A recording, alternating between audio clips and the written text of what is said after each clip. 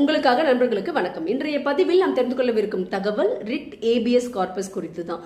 உயிரோடோ அல்லது பிணமாகவோ கொண்டு வர வேண்டும், அதுதான் இதனுடைய அர்த்தம். யூ மே ஹேவ் தி பாடி அப்படின்னு சொல்லுவாங்க.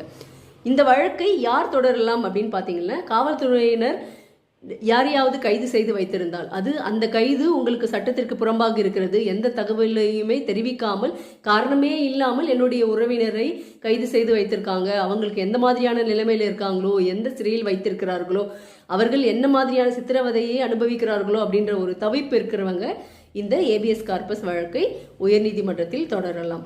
இவங்க மட்டும்தான் தொடர முடியுமா அப்படின்னு பார்த்தீங்கன்னா, இவங்க மட்டும் இல்லை, பெரும்பான்மையான விஷயங்களில் பார்த்தீங்கன்னா இது போன்ற சட்டவிரோதமான காவல் அல்லது சட்டவிரோதமாக சிறையில் அடைத்து வைத்திருப்பவர்களினுடைய நிலையை தெரிந்து கொள்வதற்காக சம்பந்தப்பட்ட அல்லது பாதிக்கப்பட்டவர்களின் உறவினர்கள் இந்த வழக்கை தொடருவாங்க. அடுத்த நிலையில் பார்த்தீங்கன்னா பெற்றவர்கள் தொடர்